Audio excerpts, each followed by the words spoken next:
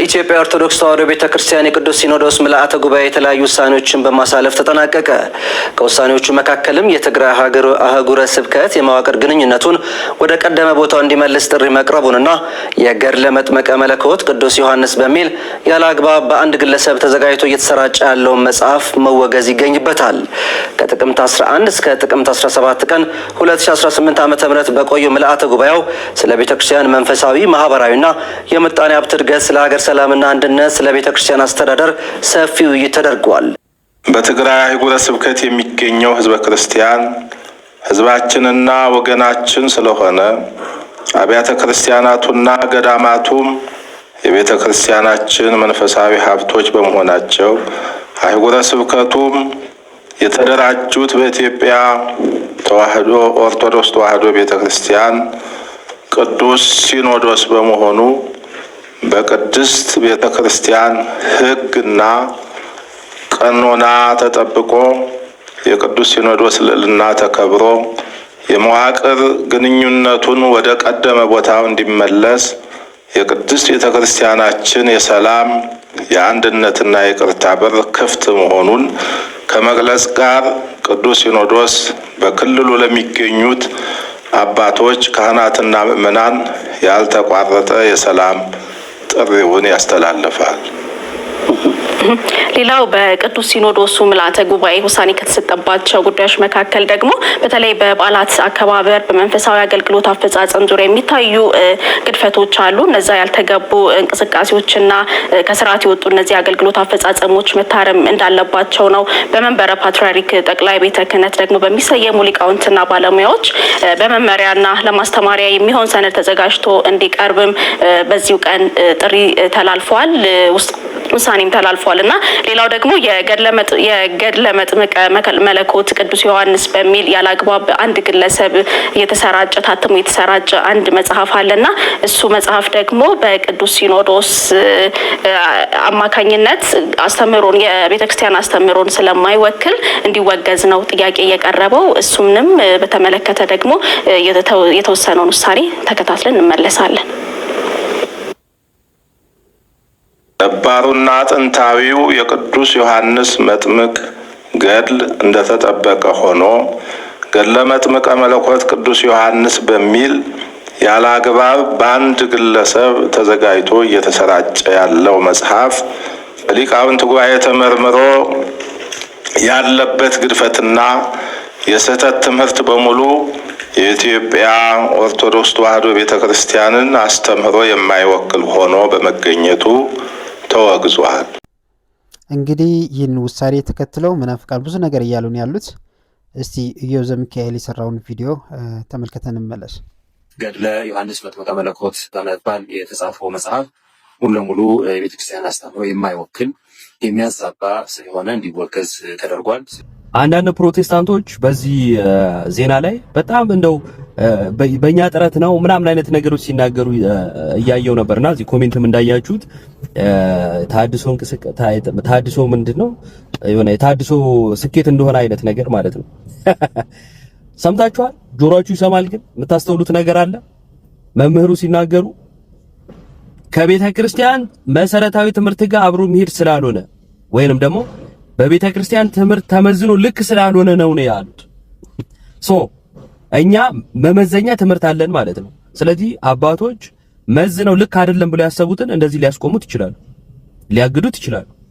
የተስተካከለውን ከእምነታችን ጋር ማይጋጨውን ነው የምንቀበለው ማለት ነው። እናንተ በምን ሚዛን ነው ትምህርታችሁን የያዛችሁት? እስኪ ድፈሩና በኔ ሚዛን ኢየሱስ ለዓለም አልሞተም የሚለውን አወግዛለሁ ህብረት አላረግም ብላችሁ እስቲ የትኛው የካውንስል ነው ይሄን ሊያወግዝ የሚችለው? እስቲ ይሄንን አውጡና አውሩ። ይሄ ብቻ አይደለም፣ አስቀድመው የተወሰነባቸው ናቸው የሚድኑት የሚለውን ውጡና ስህተት ነው በሉ፣ ወይም ደግፉና ይሄን የማያምኑትን ስህተት ናቸው በሉ። ጥምቀት ለድህነት የሚሉ መካነ ኢየሱሶችን ስህተት ናቸው ብላችሁ እስቲ አውግዙ፣ ወይንም ደግሞ ጥምቀት ለድህነት አይደለም የሚሉትን ፔንቴኮስታሎችን ስታወግዙ ነው ያችሁ። ልሳን አጋንንታዊ ነው የሚለውን የካልቪኒዝም ተከታዮች ድምጽ ስህተት ነው ብላችሁ አውግዙ፣ ወይም ደግሞ ልሳን ስህተት ነው የምትሉ ሰዎች ደግሞ ልሳን እናገራለን የሚሉትን ስታወግዙ ነው ያችሁ። እስቲ ውጡና የጌታ ስጋና ደም እውነተኛ ነው ለኃጢአት ስርየት ነው የሚለውን ትምህርት የያዙትን አውግዙ፣ ወይንም ደግሞ ለኃጢአት ስርየት አይደለም የሚለውን አውግዛችሁ ብረት አናደርግም ስትሉ እናያችሁ።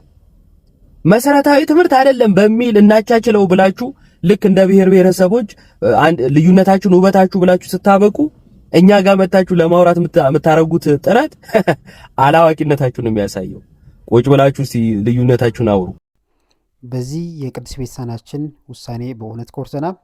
የሚያመለክተው ምንድን ነው? ቅድስት ቤተክርስቲያናችን ከሐሰት ጋር የማትደራደር ሁል ጊዜ እውነትን ይዛ የምትቆም መሆኗን በስመ ገድል ተብሎ ስለተጻፈ ብቻ የምንፍቅናን ሐሳብ ፈጽሞ የማትቀበል የማትደራደር መሆኗን የሚገልጽ ነውና እውነት እችን የመሰለ ቤተክርስቲያን ስላለችን እግዚአብሔር ይመስገን። ያን ቪዲዮ ምን የሚል ነው?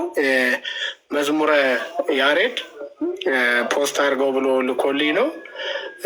ፕሮቴስታንቶች ትምህርት እያለቀባችሁ ነው፣ ገድላትና ድርሳናት ላይ ተደብቃችሁ ነበር። አሁን ገድላትና ድርሳናት እየተጣሩ ሲወጡ ምን ልትሆኑ ነው የሚል ቪዲዮ ልኮልኝ ላከው። ፖስተው ብሎ ነበር። እኔም ያው ፖስቸዋለሁ። ብዙዎቻችሁ ገብታችሁ አይታችሁታል። ፕሮቴስታንቶች ያለባችሁ ነው፣ ገድል ድርሳን ነበረ መደበቂያችሁ። ያ ሁሉ ታርሞ ከወጣ ምን ልትሆኑ ነው? እኔ የማዝነው እንዳልኩት ለፕሮቴስታንቶች ነው። ትምህርት ሊያልቅባችሁ ነው። ገድል ድርሳን ነበረ መደበቂያችሁ። ያ ሁሉ ታርሞ ከወጣ ምን ልትሆኑ ነው? እኔ የማዝነው እንዳልኩት ምን ልትሆኑ ነው የሚል ጥያቄ ምልክት አለው። እሺ ምን እንደምንሆን እንግዲህ እናያለን ወይ እናሳያለን የሚል ሀሳብ ውስጥ ነን ያለ ነው። እውነት ገድላት መደበቂያችን ነበር ወይ የሚል ነገርም እያየን ነበረ። በእርግጥ ይሄ ነገር የታወቀ ነው። ፕሮቴስታንቶች በመጽሐፍ ቅዱስ መዋየት ስለማይችሉ ገድላት እያሉ እየተሳደቡ ነበር የሚውሉትና አሁንስ ምን ትላላችሁ? ምን ላይ ተደበቃላችሁ ነው የወንድማችን ጥያቄ።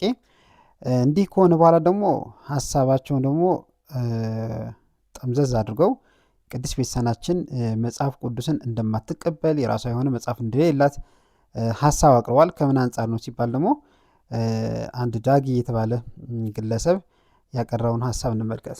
አስተያየቴን በዚህ ሰዓት አሁን ልክ ከትላንት ወዲያ ይመስለኛል መጽሐፉ ከታገደበት ሰከንድ ጀምሮ የኦርቶዶክስ ቤተክርስቲያን አንድ ገድል ብቻ ሳይሆን የሌላት መጽሐፍ ቅዱስም የላትም። አሁን ይሄ መጽሐፍ ቅዱስ ነው ብላ የምትጠቀምበት 80 አሐዱ የሚባል መጽሐፍ ቅዱስ ቤተክርስቲያኒቷ የላትም። ማስረጃ የሆነ መጽሐፍ ይዘህ ነው ወይስ በራስህ ሀሳብ ተመርኩዘህ ነው? ኖ እሺ፣ ጠፍቷል። አሁን ቤተክርስቲያኒቷ አዋልድ መጽሐፍት የምትላቸው መጽሐፍቶች አሉ። የተወለዱ የሚለው ቃል ምናልባት ትክክል ከሆነ አላውቅም፣ ከዋናው መጽሐፍ የወጡ ምክንያቱም ዋናው መጽሐፍ ንጹህ ምንጭ ስለሆነ ከንጹህ ምንጭ ላይ የተቀዱ መጽሐፍቶች ትላቸዋለች። ስለዚህ መጽሐፉ ዋናው የተቀዱበት መጽሐፍ ወይም መጽሐፍ ቅዱስ ነው ብላ ስለምታምን መጽሐፍ ቅዱሱ ንጹህ ስለሆነ ገድላቱም ድርሳናቱም ንጹህ ናቸው፣ ወይም አዋልድ መጽሐፉም ንጹህ ናቸው ብላ ነው የምታምነው ቤተክርስቲያኒቷ። ኦኬ።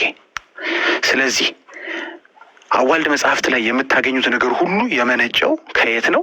ከመጽሐፍ ቅዱስ ነው ብላ ነው የምታምነው። እኛ እንደዛ እናምን። ምክንያቱም ብዙ ከሕጸጽ እስከ ምንፍቅና ስላገኘንበት ማለት ነው። አሁን ምንድነው ምንም አይነት ስህተት አዋልድ መጽሐፉ ላይ ከተገኘ ደግሞ ምንጩ መጽሐፍ ቅዱስ ስለሆነ መጽሐፍ ቅዱስም ተሳስቷል ማለት ነው። ከፈለጋችሁ ቤተክርስቲያኒቷ መጽሐፍ ቅዱስ ገድል ነው፣ ገድል መጽሐፍ ቅዱስ ነው ያለችበትን ላሳያችሁ እችላለሁ። በኦርቶዶክስ ቤተክርስቲያን አንድ የፈለጋችሁትን ራንድም ገድል ብድግ አድርጋችሁ ይሄ ገድልም ነው መጽሐፍ ቅዱስም ነው ማለት ትችላላችሁ። ዳጊ መረጃ አለ ሊጠይቅ ይችላል። ጂ ተዋህዶ ይጠይቀኝ፣ ችግር የለውም አሳየዋለሁ። ቤተክርስቲያኒቷ ውስጥ ገድል መጽሐፍ ቅዱስ ነው፣ መጽሐፍ ቅዱስ ገድል ነው። ገድሉ ከተሳሳተ መጽሐፍ ቅዱስም ተሳስቷል፣ መጽሐፍ ቅዱሱ ከተሳሳተ ገድሉም ተሳስቷል። እኔ እንደ ወንጌላዊ አማኝ አይደለም ማወራው፣ እነሱ ራሳቸው እንደሰሩት ትምህርት ነው ማወራው። እሺ፣ ሀሳብ አስተያየቴን ከመስጠቴ በፊት ለዚህ ቻናል አዲስ ከሆናችሁ ሰብስክራይብ አድርጎ ላይክ እና ሼር በማድረግ ደግሞ ቪዲዮውን ቫይራል እንዲወጣ ዘንድ አድርጎ አብረን እናገልግል። እንደዚህ አይነት መንፈሳዊ ቪዲዮን ይዘን ስንመጣ እናንተ ደግሞ ሰብስክራይብ ላይክ እና ሼር ስታደርጉ ለእኛም ትልቅ ነገር ነው፣ ጥሩ ነገር ነውና ይህን ማድረጋችሁ እንዳትረሱ። ሀሳብ አስተያየታችሁ ደግሞ ኮመንት ላይ ያስቀምጥልኝ። እንግዲህ ይህ ወንድማችን እያለ ያለው ነገር ገድላትን ከተሳሳቱ መጽሐፍ ቅዱስን ደግሞ የኦርቶዶክሲያን እያለን ያለው እንደ ተሳሳተ አድርጎ ቆጥሮ ስለዚህ መጽሐፍ የላችሁም እያልን ያለው አንደኛ ነገር እዚህ ውግዘቱን በደንብ ከሰማችሁት ምንድን ነው የሚለው አንድ መጽሐፍ ነው። ያ መጽሐፍ ደግሞ ቤተክርስቲያን ድሮም የተቀበለችው መጽሐፍ አይደለም፣ አንድ ግለሰብ ተነስቶ ያሳትመው ነው።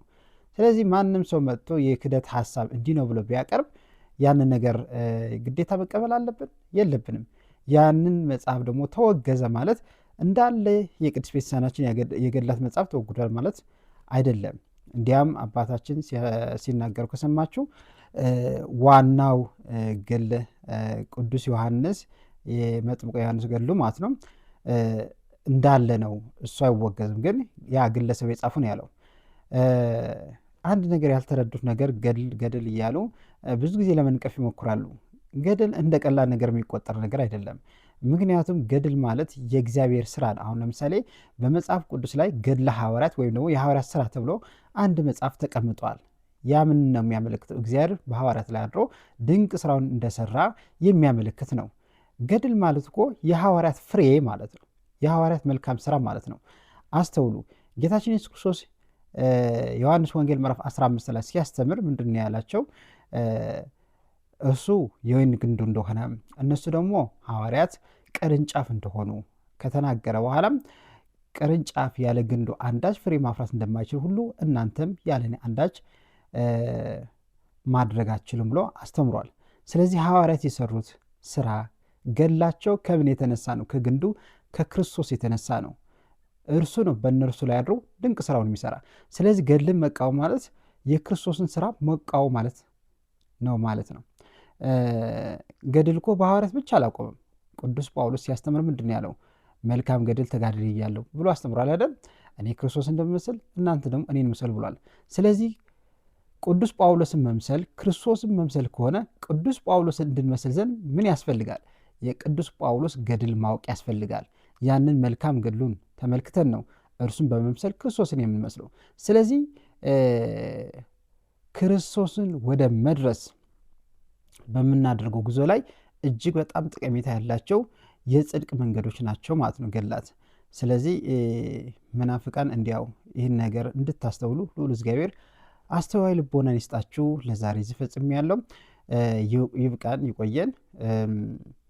ያው ይህ ቻናል የቅድስት ቤተክርስቲያናችን ትኩስ የሆኑ ዜናዎችን የምታገኙበት በተለይ ደግሞ ቲክታክ ላይ ያሉ ነገሮችን እየተመለከትን መንፈሳዊ ቪዲዮዎችን እየተመለከትን ዓለማዊ ቢሆንም በመንፈሳዊ እይታ ነገሮችን እየተመለከትን የምንጠቀምበት ቻናል ስለሆነም አሁንም ደግሜ በትህትና እጠይቃለሁ። ሰብስክራይብ ያላደረጋችሁ ሰብስክራይብ አድርጉ። ቪዲዮ ደግሞ ቫይራል ወጥቶ ለሁሉ ሰው እንዲደርስ ዘንድ በተቻላችሁ መጠን ላይክ፣ ሼር እያደረጋችሁ ኮመንትም እየጻፋችሁ አብራችን ያገልግሉ። ልዑል እግዚአብሔር ይባርክን። በቅድስት ሃይማኖት ኦርቶዶክስ ተዋሕዶ ሃይማኖት ያጽናን። ከእናታችን ከቅድስት ድንግል ማርያም ታላቅ በረከትን ያድለን።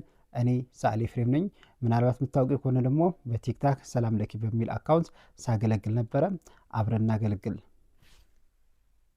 ይህን የምታዩት ቀጣይ ቪዲዮ ሰሞኑ ቲክታክ ላይ የነበሩ በጣም አነጋጋሪ ጉዳዮችን ምን እንደነበሩ ይዤላችሁ ሰርቼላችሁ ቀርብ ያለውና ከነ ማስረጃ አድርጌ በጣም ሆት የሆኑ እሺዎች ናቸው የተነሱት። ስለዚህ ገብታችሁ ተመልከቱት፣ ትጠቀሙበታላችሁ።